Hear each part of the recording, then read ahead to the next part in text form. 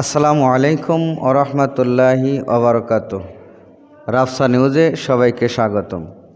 দ্বাদশ জাতীয় সংসদ নির্বাচনে ভোট গ্রহণ নিয়ে প্রতিবেদন প্রকাশ করেছে বার্তা সংস্থা Reuters, the Economic Times, Guardian, Al Jazeera সহ বিশ্বের প্রভাবশালী আন্তর্জাতিক অন্তত 10টি গণমাধ্যম।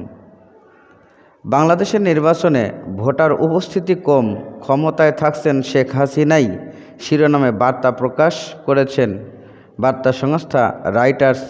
তাদের প্রতিবেদনে বলা হয়েছে, প্রধান বিরোধী দল এই নির্বাচন বয়কট করেছে। অনেক মানুষ ভোট দিতে যায়নি। এমনকি যুক্তরাষ্ট্র ও পশ্চিমা দেশগুলো আগে থেকেই বাংলাদেশে একটি অবাধ ও সুষ্ঠু নির্বাচনের আহ্বান জানিয়ে আসছে। বিবিসি এর প্রতিবেদনে বলা হয়েছে, বাংলাদেশে নির্বাচনের আগে ভোট কেন্দ্রে অগ্নিসংযোগ করা হয়। প্রধান বিরোধী দল বিএনপি নির্বাচন বয়কটের ডাক দিয়েছে এবং দেশব্যাপী 2 দিনের হরতাল ডেকেছে। নির্বাচনের আগেই দেখা গিয়েছে সহিংসতা। প্রতিবেদন প্রকাশ করেছে দ্য ইকোনমিক টাইমস। তাদের শিরোনাম, নির্বাচনে ভোট গ্রহণ শুরু হয়েছে বাংলাদেশে। 12 কোটি ভোটার বেছে নেবে 299 জন সংসদ সদস্য।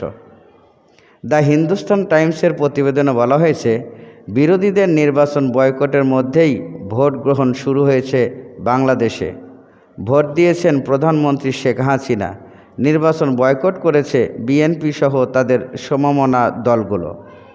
ভোটের আগে বিভিন্ন জায়গায় ঘটেছে সহিংসতার ঘটনাও।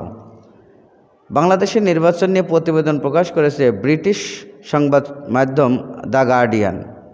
গার্ডিয়ানের শিরোনামে বলা হয়েছে, পঞ্চম মেয়াদে শেখ হাসিনার জয়ের নিশ্চয়তায় নির্বাচন শুরু হয়েছে বাংলাদেশে।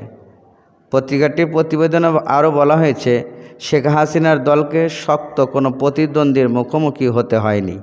ফলে জয়ের পথে তার দল ক্ষমতাসীন আওয়ামী লীগ। প্রতিবেদন প্রকাশ করেছে বার্তা সংস্থা ইবি।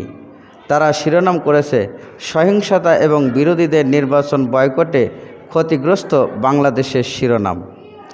বাংলাদেশের নির্বাচন নিয়ে প্রতিবেদন প্রকাশ করেছে আল জাজিরা। তাদের শিরোনামে বলা হয়েছে, বিরোধীদের নির্বাচন বয়কটের মধ্যেই বাংলাদেশে ভোট শুরু।